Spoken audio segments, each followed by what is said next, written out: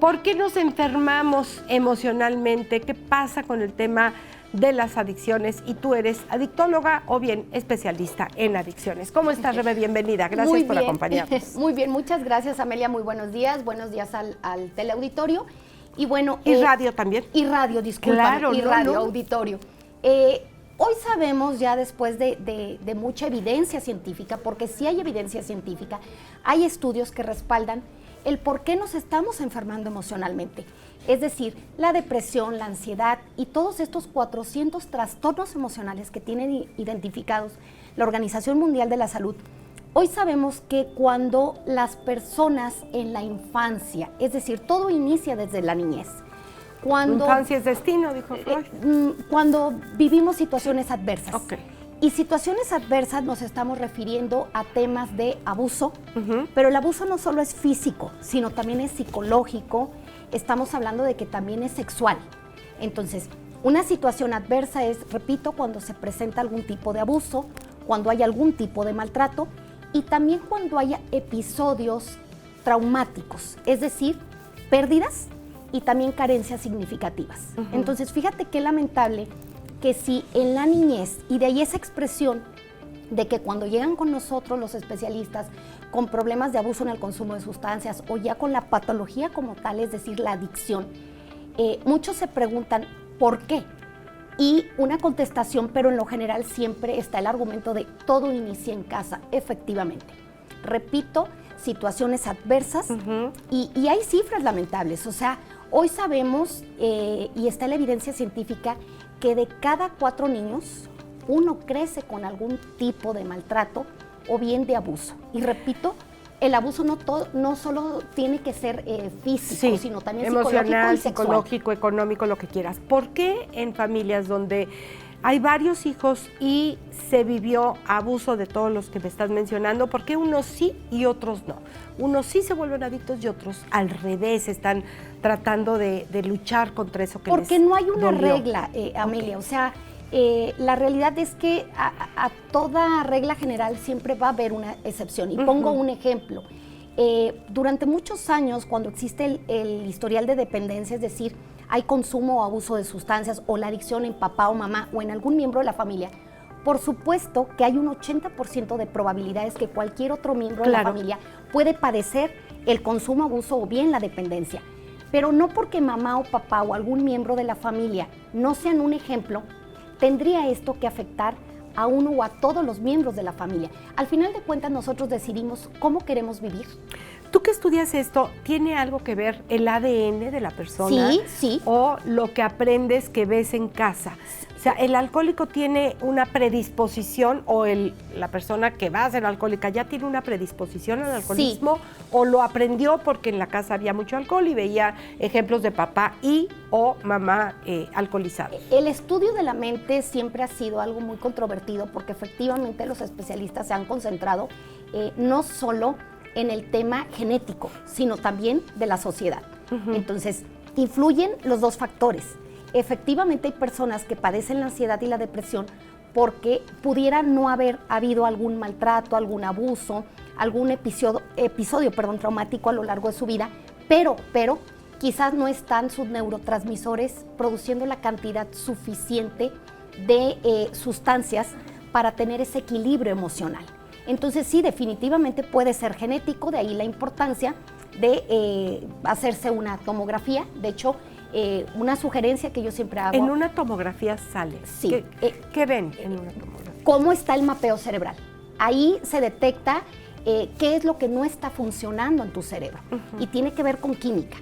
Que son dos cosas, tengo entendido, ¿verdad? Una cosa es la tomografía y otro es un mapeo cerebral que algunos psiquiatras te mandan a hacer, ¿o ya es lo mismo y en el mismo estudio sale? En la tomografía, que te repito es un mapeo cerebral, va a salir todo. Incluso ya también a través de pruebas sanguíneas también se pueden detectar cómo estamos en ciertos niveles de sustancias. Nosotros somos química andando. Y la química es clave para que nosotros emocionalmente estemos funcionando. Somos una máquina por excelencia productora de sustancias.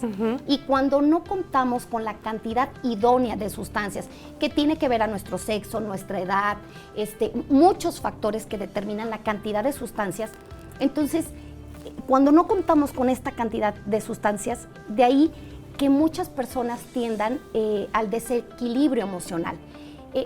Un factor de riesgo para tener la propensión a las adicciones definitivamente son estos 3 factores que acabo de decir, y se ha comprobado que no solo la persona tiene la propensión a la adicción, sino también a la obesidad, a la diabetes, algún tipo de tumores cancerígenos y ¿por qué no decirlo? O sea, también al consumo o más bien el abuso del alcohol.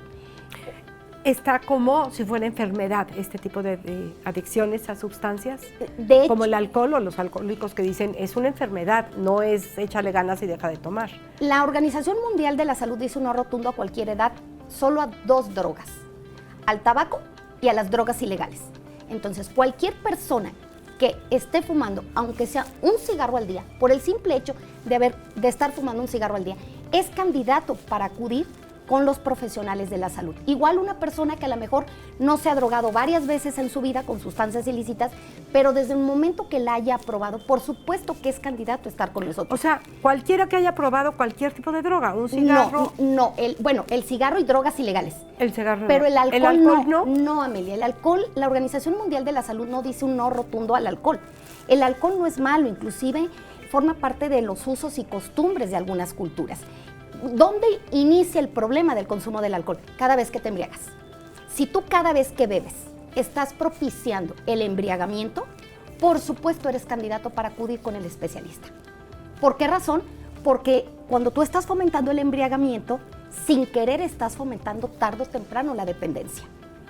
Esto es lo interesante de lo que hacemos nosotros en adicciones. Repito, no es malo beber, es un foco rojo cuando inicia el proceso de embriaguez. Hay pacientes que me dicen, oye, mira, pues es que a mí me gusta embriagarme. A ver, no me espanto, no critico, no juzgo. Ok, te quieres embriagar, no lo hagas de manera constante, trata que sea en tu casa, que no lo vean tus hijos, no agredas a tu familia, no te subas a un vehículo a conducir. Esos son los focos rojos, Amelia. Pero, a ver, Rebeca, ¿por qué alguien desearía embriagarse? Estamos hablando de que se siente mejor o se siente menos peor estando bajo los efectos del alcohol a este punto de estar briago que su realidad. O sea, te está diciendo que algo no le está gustando, que prefiero, mira, mejor me duermo. En mi experiencia, en 13 años de investigación... ¿Cuántos años? 13 años. 13 años. En mi experiencia, una persona se embriaga en una fase inicial porque forma parte, según ellos, sí, de su distracción, de su diversión. No hilan que el divertirse sin alcohol es igual a diversión. O sea, la mayoría de la gente sí, estandariza a que me tengo que embriagar para pasármela bien, para divertirme. Pero, en mi experiencia, te repito, eso en una fase inicial. Sí. Pero en mi experiencia, una persona que está buscando de manera constante el embriagamiento tiene que ver que trae mucho dolor, claro, y soledad en su interior. Claro. Y entonces lo que quiere es de momento evadir su realidad. Pero pues al final de cuentas los efectos de la embriaguez tarde o temprano van a pasar. Y lo que está fomentando cada vez que se embriaga es esa dependencia, el síndrome de tolerancia, el síndrome de abstinencia, es decir, yo bebo hasta que el cuerpo aguanta, dejo de beber y empiezan los problemas porque viene el síndrome de abstinencia, es decir, estoy iracundo, irascible, sudoración excesiva. Pero además, si yo me embriagaba porque tengo una situación, por poner un ejemplo, difícil en un matrimonio, pues si me sigo embriagando, esa situación se va a convertir en insoportable hasta que reviente el matrimonio, porque nadie quiere convivir con una persona, hombre o mujer, que o está embriago o está crudo. Entonces, así es, se va incrementando el problema inicial. Nada justifica el abuso en el consumo del alcohol, nada justifica el consumo de las drogas ilícitas.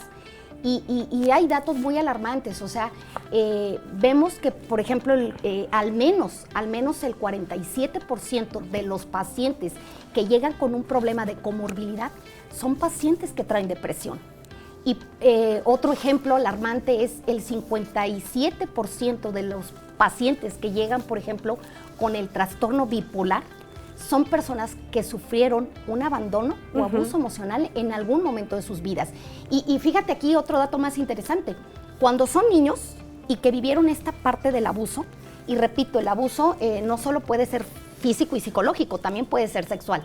La gran mayoría de los adultos que vivieron el abuso en cualquiera de sus fases, o bien el abandono, la gran mayoría no considera que eso es un abuso, que no es un problema. Lo ve normal. Lo ve normal. Y entonces esta es la razón por qué cuando llegas a la edad adulta, la gran mayoría pues no hace uso del especialista, porque para ellos fue de lo más normal que sus papás, por ejemplo, los golpearan más de una vez para corregir algún tipo de conducta negativa. O igual, a lo mejor sufrieron algún abuso sexual y de momento, si no hubo violencia, no le dan la importancia. Y entonces de ahí la explicación de por qué las personas cuando llegan a la edad adulta no se atienden, Amelia, porque ni siquiera consideran que tuvieron algún tipo de situación adversa a lo largo de su infancia. Por haber sido frecuente, creen que es normal. Así pero es. No es normal la violencia en ninguno de sus Y lo más grave manifestaciones. es que cualquier adversidad presentada por el niño, lamentablemente va a dejar huella en algún momento de la vida de la persona, ya sea física o psicológica. Y a más temprana edad, esa adversidad que haya pasado el menor, es más difícil que salga adelante el ser humano, y por eso la importancia de que se atienda. Y si no se atiende, de ahí que venga la depresión y sobre todo muchas personas que pierden la confianza en sí mismos y lo más importante, Amelia, pierden el sentido por la vida. Claro. Por eso vemos a mucha gente apática. ¿Ustedes ven principalmente a adictos?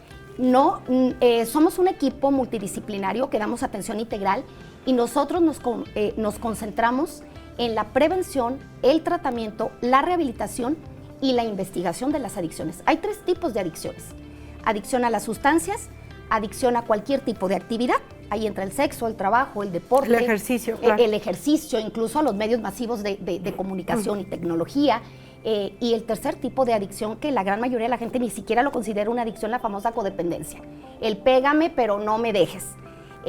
Y obviamente, ¿qué antecede a estas adicciones? Pues comorbilidades como la ansiedad, la depresión, la tendencia suicida. Entonces, como verás, nosotros vamos al mal de raíz para obviamente fomentar la abstinencia, y de momento pues nos conformamos con la reducción del daño. ¿Qué es la reducción del daño? Pues hacer que te embriagues lo menos que se pueda, que fumes lo menos que se pueda, para ir poco a poco ayudándote a que dejes la sustancia. ¿Es mejor de un día para otro? Ahorita que decías un poco menos que ayer. ¿Se puede? Y no llega el fin de semana y dices, bueno, ya me fumé 3 cigarros al día, pero el fin de semana me fumo una cajetilla, o me tomé una copa de alcohol diario, pero el sábado me acabé la botella completa. La voluntad es la clave para lo que nosotros hacemos. ¿Se ejercita la voluntad? Claro, Ustedes claro. la ejercitan. Imagínate una persona, es muy común ver en el adicto personas que ya no tienen voluntad. Claro. ¿Y por qué no tienen voluntad? Porque son personas que ya tocaron fondo.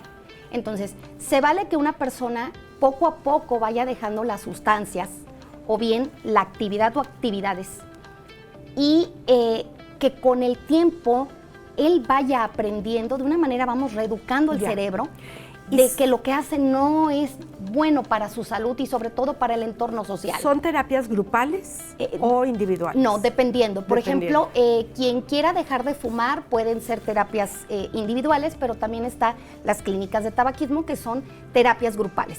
En el tema del alcoholismo, de la drogadicción, se sugiere la terapia individual, digo como profesional, pero también están los grupos de ayuda mutua, como son los grupos de AA, que ahí estamos hablando de terapia grupal. Claro. Todo se vale, Amelia, siempre y cuando no sea ilícito. Se trata de ser mejores. Así es. ¿En dónde te localizamos? Bueno, estoy solo por WhatsApp en el 442-204-7060, y pueden ver un poquito de lo que hago de manera visual y auditiva en YouTube. Pone Rebeca Mendoza Hassel.